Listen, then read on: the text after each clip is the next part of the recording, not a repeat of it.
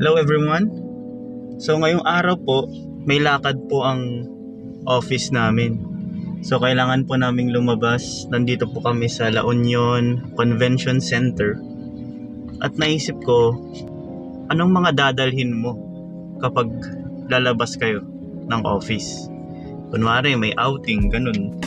Team building. Basta pag may mga instances na lalabas yung mga employees, kung ano man yung reason or yung agenda, ano ba yung mga kailangan mong dalhin? So para sa akin, unang step ko dyan, ano ba yung goal ko sa araw na ito? Or ilang oras ba tayo mawawala sa office? At ano ba yung reasonable na goal? Siyempre, kapag lumabas ka, hindi naman all the time na may oras ka or may space ka para magbasa. Ako, yung naisip kong goal ko, magbasa ako ng rules of court. Kaya ang dadalhin kong una, yung caudal lang. Kasi malit lang siya Malit lang siya, madali lang siyang dalhin. And also, yung cellphone ko, na may internet. Dapat may internet para, syempre pag meron tayong hindi naintindihan na words or kung kailangan natin ng supplemental information para sa caudal, mas madali natin siyang i-search. Nagdala din ako ng sticky notes, yung maliit lang, para mas madaling magsulat kasi mas maliit, saka pwede din nating idikit sa rules of court. Nagdala din ako ng highlighter. Nagdala din ako ng cutting ko, pero hindi ko alam kung magagamit to. Pero in case na sumakit yung ulo natin. At syempre ballpen. So itong mga dinala ko, siguro okay na to. More than enough pa nga Kung minsan caudal na lang, pwede na yun.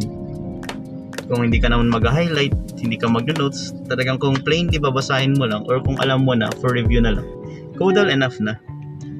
So guys, punta muna ako, pasok muna ako dun sa convention center kasi 8:15 na. Ang call time namin is 8:30. Nandito ako sa parking lot. Dun po ako pupunta. Building na yun. So see you guys later. Bye.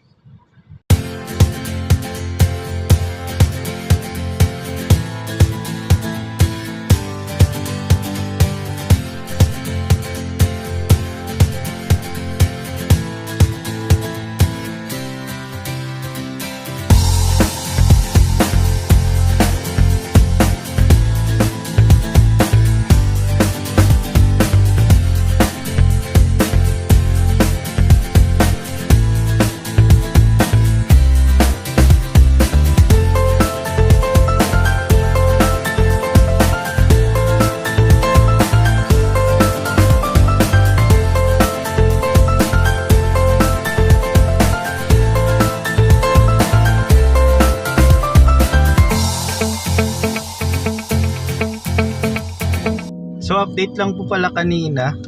Kanina pa lang nandun kami sa venue ng event.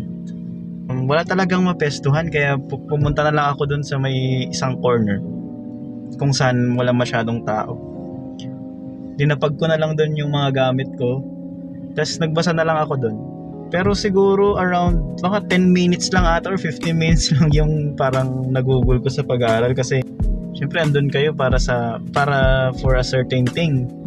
So, okay na din siguro yung 15 minutes na pagbabasa, at least meron.